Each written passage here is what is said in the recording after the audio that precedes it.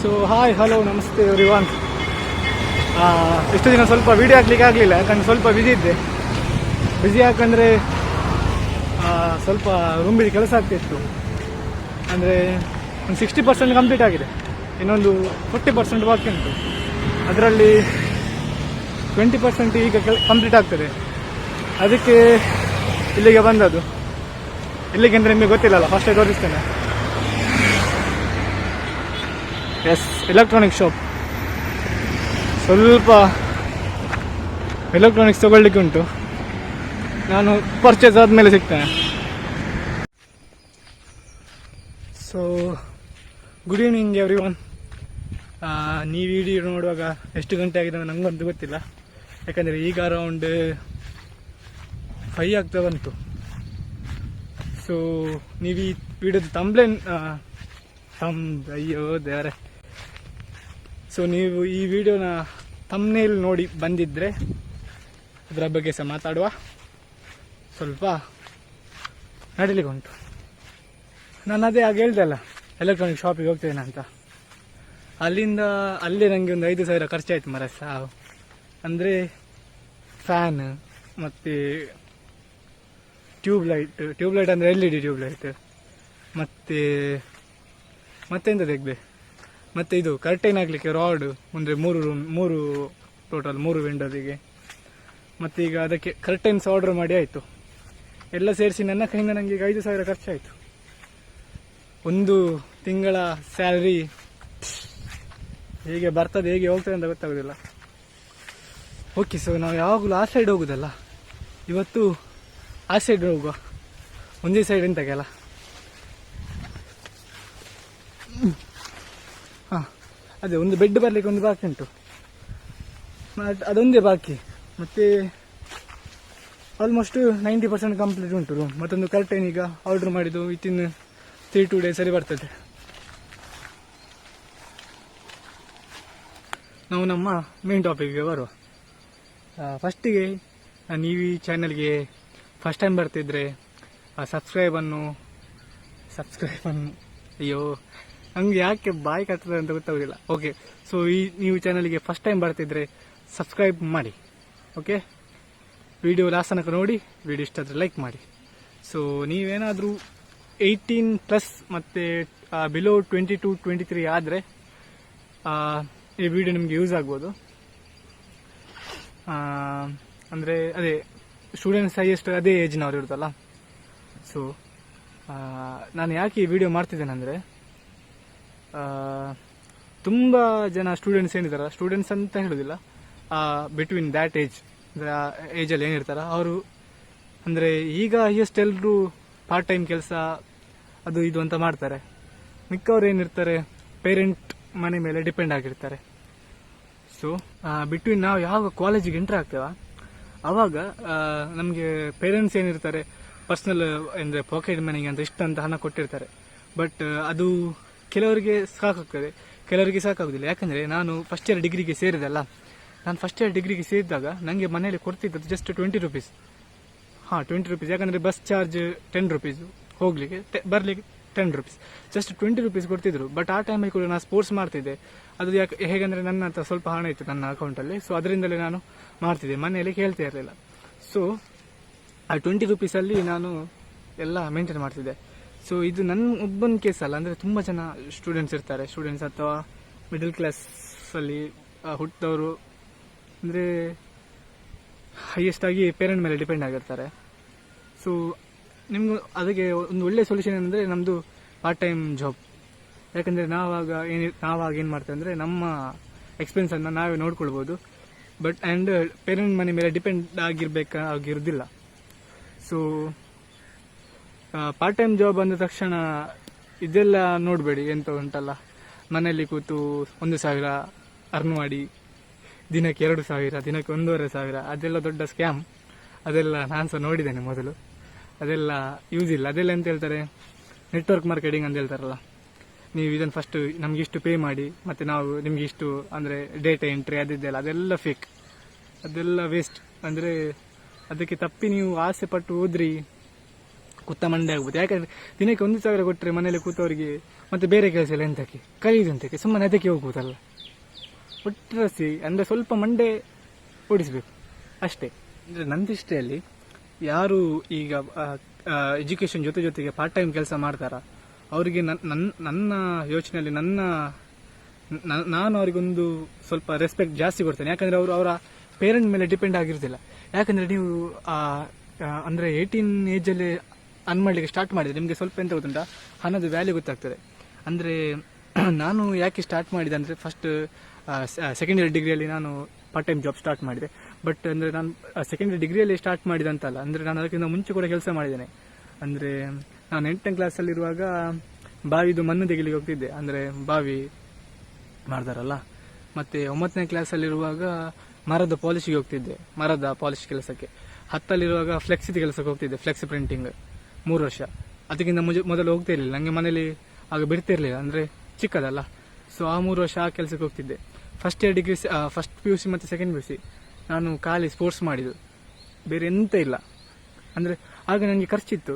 ಆಗ ಅಂದರೆ ಮನೇಲಿ ಕೇಳುವಾಗಿಲ್ಲಲ್ಲ. ಆಗಂದರೆ ನನ್ನ ಖರ್ಚೆಲ್ಲ ನೋಡ್ಕೊಳ್ತಿದ್ದು ನನ್ನ ಕೋಚ್ ಇದ್ದರು, ಸಂದೀಪ್ ಸರ್ ಅಂತ.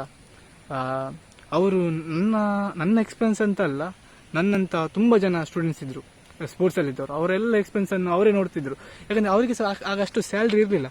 ಬಟ್ ಅವರೇನಿದ್ರು ಅಂದರೆ ಕೆಲವರು ಇರ್ತಾರಲ್ಲ ಸ್ಯಾಲ್ರಿಗೋಸ್ಕರ ಕೆಲಸ ಮಾಡೋರು, ಇನ್ನು ಕೆಲವರು ಇರ್ತಾರೆ ಇಷ್ಟಾಗಿ ಕೆಲಸ ಮಾಡೋರು. ಸೊ ಇವರು ಸೆಕೆಂಡ್ ಟೈಪ್. ಅವರಿಗೆ ಅಂದರೆ ಆ ಕೆಲಸ ಇಷ್ಟ ಇತ್ತು. ಸೊ ಅವರು ಮಕ್ಕಳಿಗೆ ತುಂಬ ಖರ್ಚು ಮಾಡ್ತಿದ್ರು, ಅಂದರೆ ತುಂಬ ಅವರ ಓನ್ ಎಕ್ಸ್ಪೆನ್ಸ್, ಅವರ ಓನ್ ಹಣದಿಂದ ಖರ್ಚು ಮಾಡ್ತಿದ್ರು. ಸೊ ನನಗೆ ಕೂಡ ಹಾಗೆ ಅವರು ನನಗೆ ತುಂಬ ಅಂದರೆ ತುಂಬ ಖರ್ಚು ಮಾಡಿದ್ದಾರೆ. ಅಂದರೆ ನನ್ನ ಅಮ್ಮ ಕೂಡ ಅಷ್ಟು ಖರ್ಚು ಮಾಡಿರಲಿಕ್ಕಿಲ್ಲ ಇನ್ ಕೇಸ್ ಅಂದರೆ ಈ ಸ್ಪೋರ್ಟ್ಸಲ್ಲಿ. ಸೊ ನನ್ನ ಸರ್ ಅಂದರೆ ನಾವು ಮಂಗಳ ಸ್ಟೇಡಿಯಂಗೆ ಹೋಗಿ ಬರುವಾಗ ಅಂದರೆ ಬಸ್ಸಿನ ಖರ್ಚು ಎಲ್ಲ ಅವರೇ ನೋಡ್ತಿದ್ರು. ಕೆಲವೊಂದ್ಸಲಿ ಫುಡ್ಡಿದ್ದು, ಎಷ್ಟೋ ಸಲ ಫುಡ್ಡಿದ್ದು ಖರ್ಚು ಅವರೇ ನೋಡಿದ್ದಾರೆ.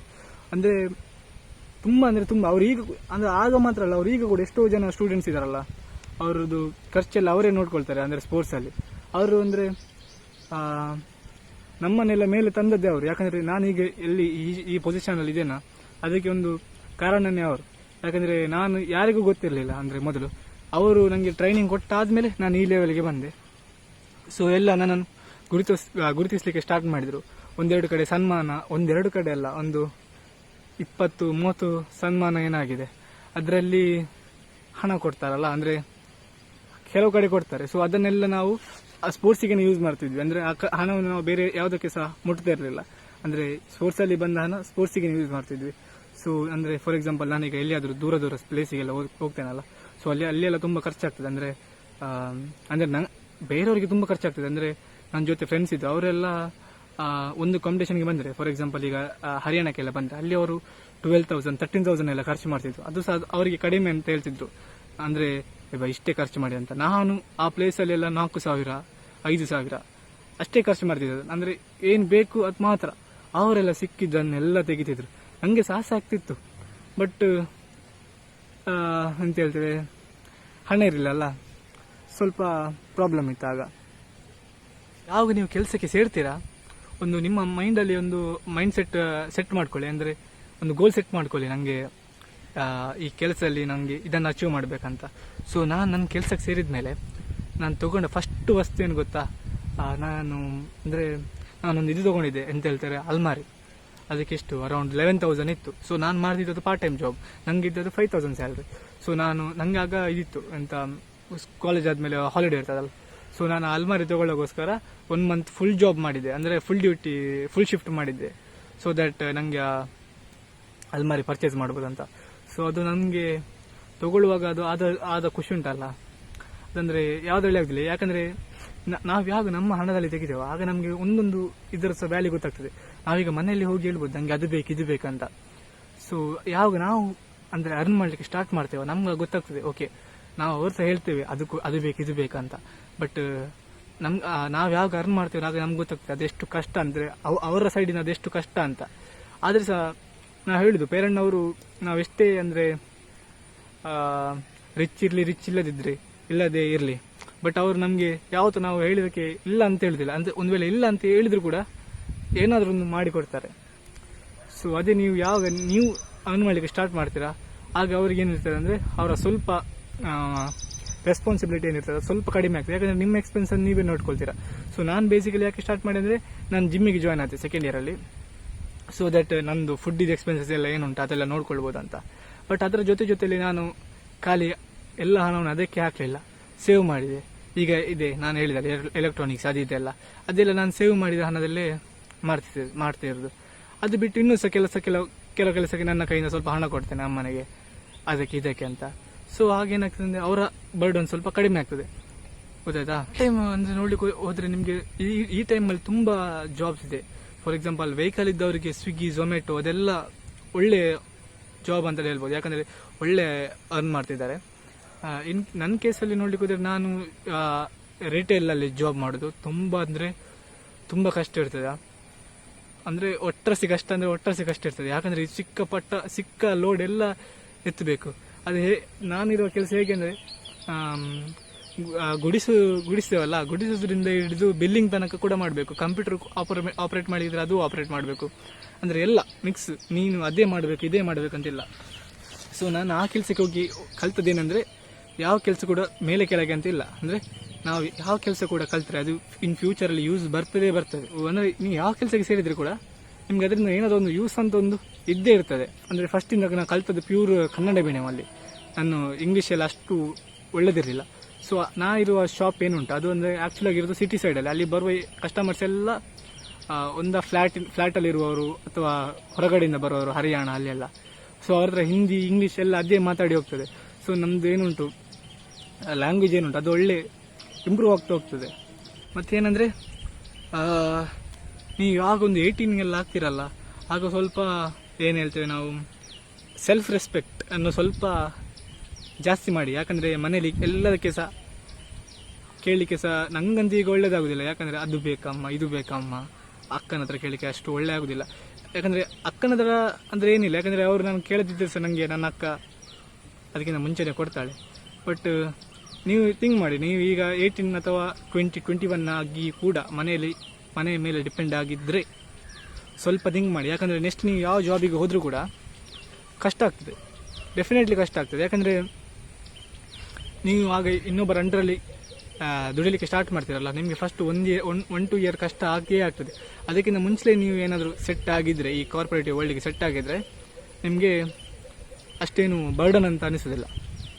ಸೊ ನಾನು ಮೋರಿಗೆ ಯಾವಾಗ ಜಾಯ್ನ್ ಆದ್ನ, ಸೊ ನನಗೆ ಅಲ್ಲಿ ಆಗ ಫಸ್ಟ್ ಕೊಟ್ಟ ಕೆಲಸ ಎಂದ ಗೊತ್ತುಂಟಾ. ಸೊ ಆವಾಗ ಫಸ್ಟ್ ಅಂದರೆ ಕೊರೋನಾ ಸ್ಟಾರ್ಟ್ ಆದ ಟೈಮ್ ಅಷ್ಟೇ, ಅಂದರೆ ಸ್ಟಾರ್ಟಿಂಗ್. ಸೊ ನಂಗಾಗ ಇದ್ದ ಜಾಬ್ ಏನಂದರೆ ಡೋರ್ ಹತ್ರ ನಿಂತ್ಕೊಂಡು ಬರೋ ಕಸ್ಟಮರಿಗೆ ಎರಡು ಕೈ ಈಗ ಜೋಡಿಸಿ ನಮಸ್ತೆ ಸರ್, ನಮಸ್ತೆ ಮೇಡಮ್ ಅಂತ ಹೇಳಿ ಸ್ಯಾನಿಟೈಸರ್ ಕೊಟ್ಟು ಟೆಂಪ್ರೇಚರ್ ನೋಡಲಿಕ್ಕೆ, ಅದೇ ಕೆಲಸ. ಅಂದರೆ ಆಗ ಏನಂದರೆ ನಿಮ್ಮ ಈಗೂ ಏನಿರ್ತದಲ್ಲ, ಇಲ್ಲಿದ್ದದುಂಟಲ್ಲ ಎಲ್ಲ ಕೆಳಗೆ ಬರ್ತದೆ. ಅಂದರೆ ನಿಮಗೆ ಗೊತ್ತಾಗ್ತದೆ, ಅಂದರೆ ನನ್ನ ಈಗ ಇಟ್ಟು ಕೆಲಸ ಮಾಡಿದರೆ ಯಾವ ಕೆಲಸ ಕೂಡ ಆಗೋದಿಲ್ಲ ಅಂತ.